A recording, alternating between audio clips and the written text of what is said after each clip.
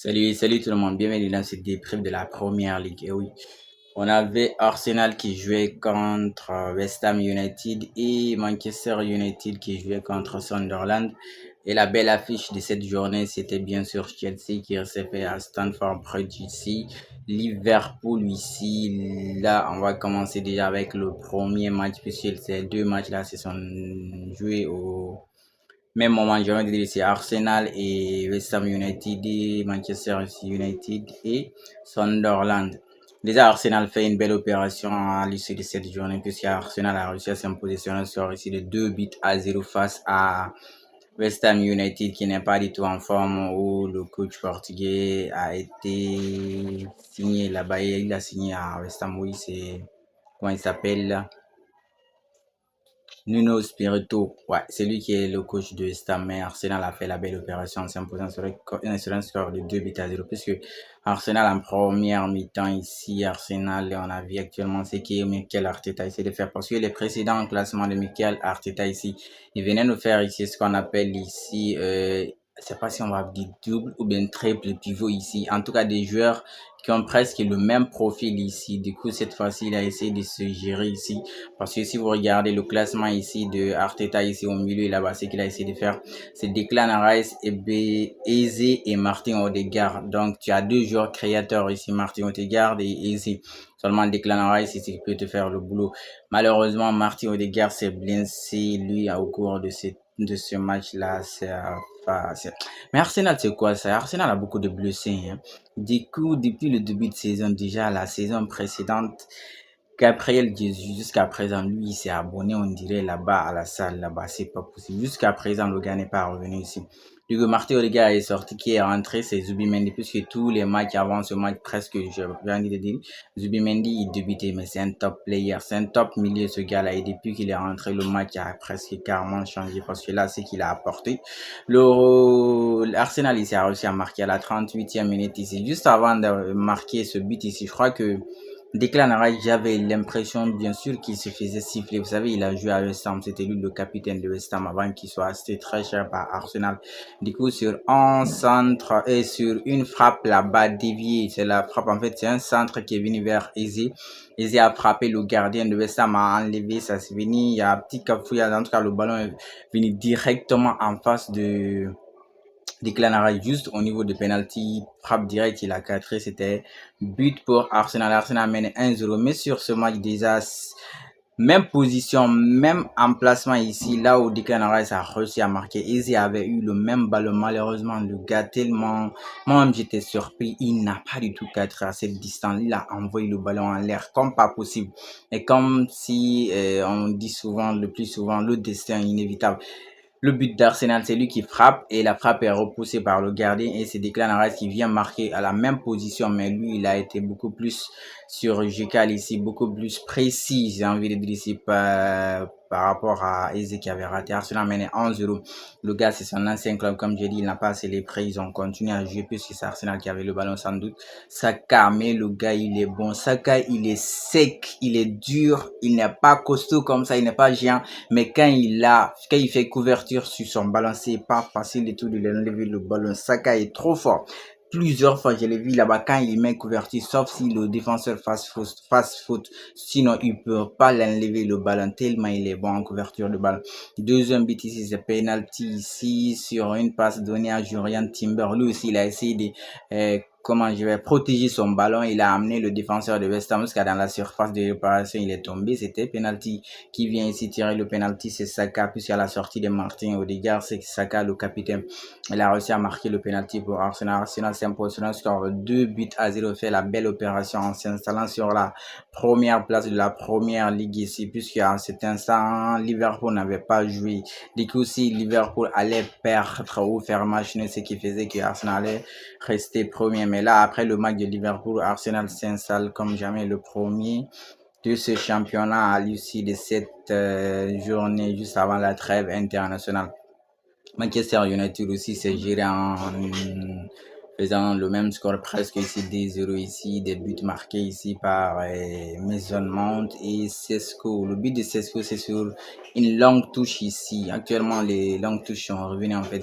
Actuellement, les touches à côté des points de corner là-bas, c'est presque maintenant un corner parce qu'il lance le ballon. Le ballon a été lancé très loin, dévié, c'est venu tomber direct sur Sesko. Il a marqué son but face à Sunderland ici. Les joueurs de United ont sauvé ici, j'ai envie de dire leur coach, puisque leur coach était sur un sursis. Il est sur le départ, ils vont lui saquer, ils vont lui virer, parce que là, ce qu'il est en train de faire, c'est pas possible. Jusqu'à présent, Manchester United n'est pas un candidat sérieux ici pour le titre de champion d'Angleterre. Et là, s'il avait perdu ce match, je crois qu'il serait déjà viré. Heureusement pour lui, ses joueurs se sont gérés. Mais le prochain match de Manchester United, ça va encore être beaucoup plus dur, encore plus qu'ils auront à faire avec Liverpool après la trêve internationale. Mais déjà, ils ont fait la belle opération. Manchester United, à l'issue de ce match, ils sont combien de si je dois vérifier vite fait le classement ici. Après avoir marqué les 2 buts face à Sunderland, Manchester United est juste 9e derrière City ici. Ils sont tous à 10 points, 10 points. Après la 7e journée, City doit jouer aujourd'hui, donc City peut remonter. Le match aussi qui était attendu, bien sûr, c'est Chelsea face à Liverpool. Et là, c'est Chelsea qui s'impose à Stamford Bridge sur un score de 2 buts à 1 ici. Chelsea arrache la victoire ici à domicile face au champion d'Angleterre en titre ici qui est Liverpool. Mais Liverpool, ça va pas, hein. Parce que ce Liverpool, c'est des défaites enchaînées ici. Ils ont perdu le match précédent aussi, est-ce qu'ils s'étaient pas perdu. Là, ils ont perdu. Puisque si vous regardez déjà le Liverpool de cette saison-ci, nous sommes à la 7e journée. Mais j'ai presque envie de dire ici, les 3 précédents matchs de la première ligue de Liverpool, c'était des matchs qui gagnaient juste à la fin de la deuxième mi-temps. C'était in extremis, ils arrivaient à gagner leur match. Donc, c'était pas convaincant. Tu peux gagner une extrémiste une fois, 2 fois, 3 fois. Si ça devient de trop, ça veut dire qu'il y a un problème. Et c'est ça, ils ont fait ces précédents matchs. Mais là, après la Ligue des Champions et le match de Chelsea, je crois qu'Arnaud Slot doit se gérer. Il a encore du travail à faire, jouer ses joueurs. Il a fait des recrutements ici très, très importants ici. J'ai envie de dire ici. Les 2 attaquants devant ici au milieu là-bas avec l'arrivée de Florian Wirtz. Mais lui, jusqu'à présent, ça fait 7 matchs de première ligue, c'est 0 passe décisive, 0 but marqué par Florian Wirtz. Aucune implication ici dans le jeu de Liverpool. Il y a du travail, il y a des boulots pour Arnaud Slot. Souvent, c'est pourquoi certains coachs n'aiment pas trop faire de recrutement parce que quand les nouveaux viennent, ça peut bouleverser. Mais là, ils sont venus, ils n'arrivent pas très bien à s'intégrer ici. Sur le premier but ici, Liverpool ici, Chelsea qui a marqué derrière en première. Je vais dire le premier à pouvoir marquer c'est face à l'autre ici. Puisque c'est vrai que ces 2 clubs, normalement, c'est Liverpool qui était censé gagner ce match ici et repartir avec les 3 points à l'extérieur et continuer d'être leader de la première ligue ici.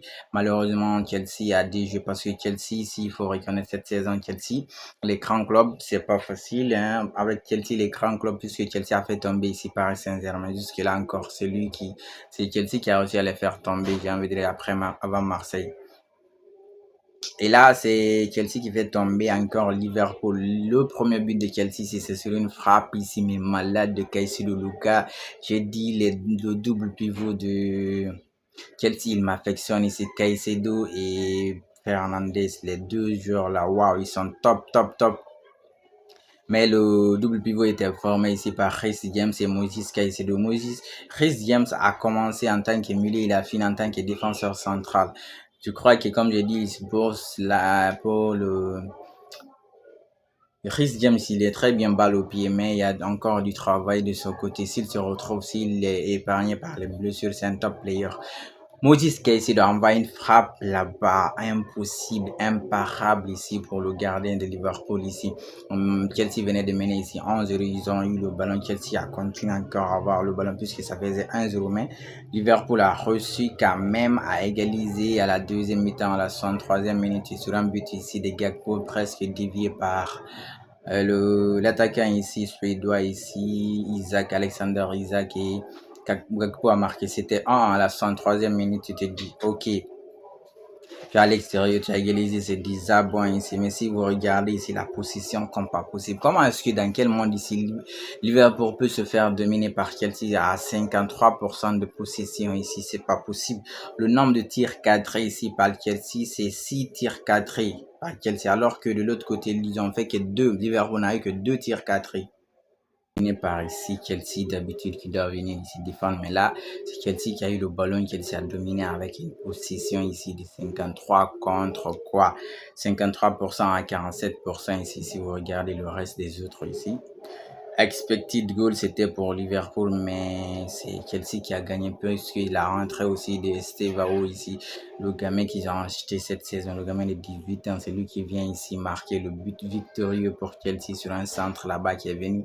Il s'est jeté là-bas, il a marqué pour Chelsea, ça faisait 2-0, mais sur le but de Estevao ici, Andy Robertson, il est fauté parce que sur son but, juste avant le centre, je sais pas qu'est-ce qu'il y avait, s'il est fatigué ou il attendait que le ballon soit joué, mais genre, Robertson ici était courbé, il avait les mains sur ses genoux ici et le ballon est venu, le temps pour lui de se reprendre ici. Estevao, il s'était déjà lancé, il est venu, il a mis le but là-bas, il est fautif, il doit être en contact permanent avec son joueur ici. Ça là aussi ne revenait pas beaucoup plus l'aider ici, ce qui faisait que c'était pas facile du tout. En ce moment-là, c'est Chelsea qui menait à la 90e minute ici dans les temps additionnels. Ça fait 2 à Stamford Bridge, si tu dis que c'est tout. C'est Chelsea qui va repartir avec les 3 points face à Chelsea ici. Et cette victoire de Chelsea face à Liverpool est très très importante pour eux puisque Chelsea remonte à la 6e place juste derrière Crystal Palace qui n'a pas encore joué, mais déjà Chelsea fait une belle opération ici avec 11 points à l'issue de cette journée ici. C'est pas bon tout, mais il faut compter sur les hommes d'Enzo Maresca pour ce championnat. Je crois que aussi ils sont là pour jouer le titre, même s'ils sont encore loin, mais ils ont les moyens, ils ont les outils, ils ont les joueurs qu'il faut. Garnacho, top performance de la part de Garnacho sur son côté, la rentrée de Gittens ici, des top players, vraiment. Si on enlève les blessures, je crois que Chelsea c'est un candidat sérieux au titre de championnat d'Angleterre ici, puisque ici ils ont leur meilleur joueur, Cole Palmer qui est blessé, mais si tu as Moses Caicedo, tu as Cucurella là-bas, des top players, je crois que tu peux aller encore loin. Chelsea a fait l'essentiel ici. Chelsea gagne, Arsenal gagne, Manchester United gagne. Il reste à City qui doit jouer ce dimanche. En attendant le prochain débrief, on continue de liker, on s'abonne surtout, on reste safe, c'est le plus important.